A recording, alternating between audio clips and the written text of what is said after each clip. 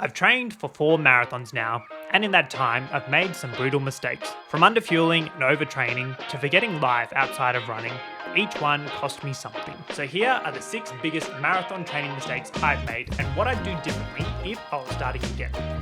Let's get into it. What's the first thing I did when I found out I'd be running the New York City Marathon back in 2023?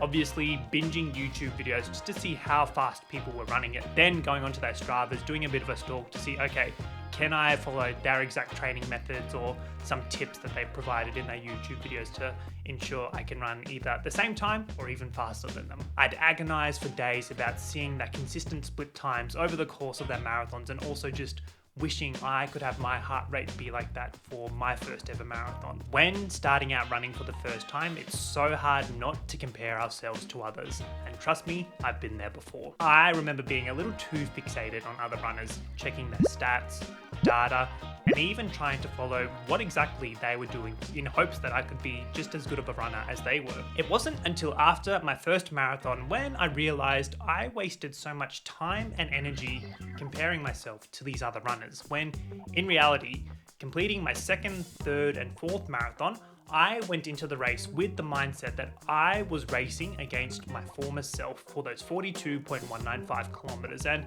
ever since then, realizing that I was running my own race for each of my subsequent marathons after New York City has helped me a lot in terms of not only my running journey, but also the ability to lock in and focus on my own personal goals and my personal journey here. If you've been around my channel for a while now, you'll know that underfueling for my first marathon was by far the biggest mistake I've made on my running journey so far. Fueling for my first marathon in comparison to my fourth marathon most recently were vastly different. Compared to eating maybe a handful of pancakes the day prior to race day, I went in with a clear strategy for my fourth marathon, looking at carb loading 72 hours beforehand and really topping out on as many carbs as possible and just, feeling like to the point where I felt like a potato and couldn't actually get out of bed. But as a result of this learning from my first marathon, this then became a prerequisite for all of my marathon trainings following too. So not only getting it right when it came to carb loading before race day, but also during my training, ensuring I was ready to fuel myself correctly for my marathon race. And even after running 4 marathons now, I'm still tinkering away at my own race day nutrition strategy. I still feel like I haven't got it quite right to be fueling myself for the entire marathon distance just yet. I completed a majority of my first marathon training in the same pair of shoes. While they were well worn in before race day, I do feel like I got to the starting line quite battered and bruised, feeling like my legs and feet just got too accustomed to the one set of shoes and didn't really allow my body to strengthen itself or grow over the course of my training journey. And as I've continued on in my marathon journey, I've slowly learned and built a shoe rotation that works for me, with each shoe serving a different purpose, like my Asics Magic Speed 4s used for my quality sessions, and the Plush Nimbus 26s used for those recovery runs where my legs feel a little tender and need some light cushioning to get me through for those ones. Not only are each of my shoes lasting longer throughout a training block due to rotating them, I'm also finding both my feet as well as my legs are feeling a little more fresh going into the peak weeks of training. If you are keen on building your own shoe rotation, you may also like this video of mine here on the card now. Similar to most runners training for their first marathon, I do feel like I went into my own training programs a little too ambitious at times, setting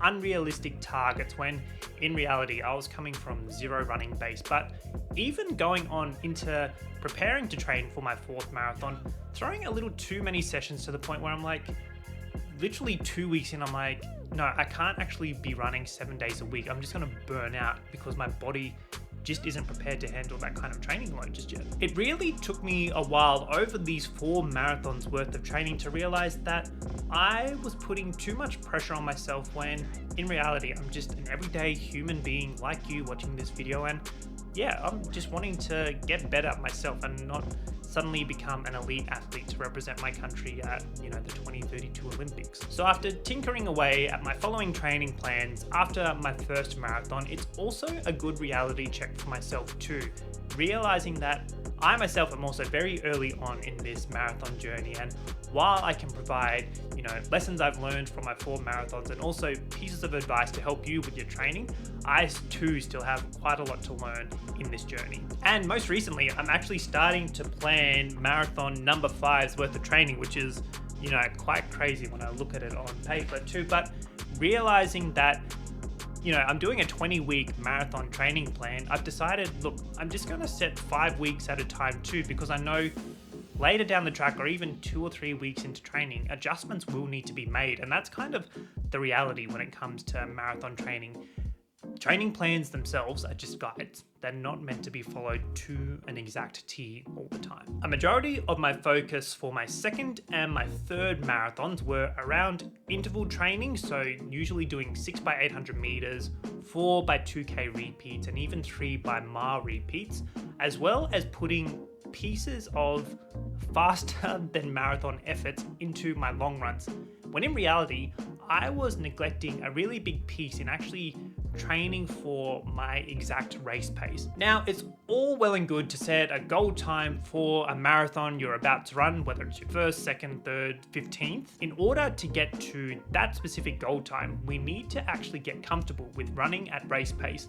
This is where I entered tempo runs into my 4th marathon training block. And yeah, it took me up until my 4th marathon to actually give tempo runs a go, because again, I didn't realize just how beneficial they would be to my own training. And even for me, I did start on the very conservative side, starting out at a 20-minute tempo run and only working up to a 35-minute tempo run over the course of my 12-week training block for Tokyo. So again, this is an example on an aspect of my own marathon training that I still need to improve on and am hoping to do so for my 5th. They say it takes a village to raise a baby, and I feel like this also applies to anyone training for a marathon. Over the course of training for my 4 marathons now, I do feel like I'm someone who becomes hyper fixated on the one goal, and I tend to forget about all the other pieces and factors to my life where I should be, putting a bit of time and energy towards, spending time with loved ones, checking in on how they're going, and actually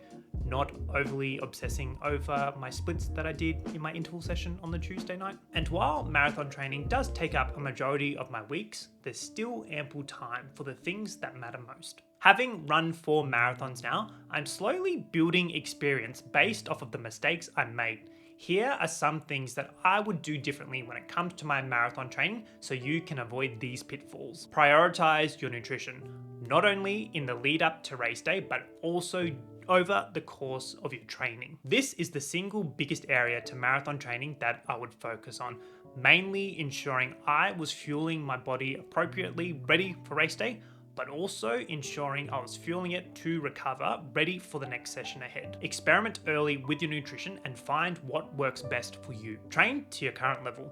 Running is a long-term game, so don't focus on those quick fixes to try and solve everything. Adjust your training as needed, listen to your body, and be patient. Learning to love the process is key to meaningful progress. Lastly is make time for life. One of my biggest mistakes being too fixated on my marathon training was missing out on the other beautiful parts to my life each day. Balance your training with time for your friends, family, and the other things that bring you joy. So there we have it, friends. If you're a new runner or gearing up for your first marathon, I hope you found today's video useful. I'm interested.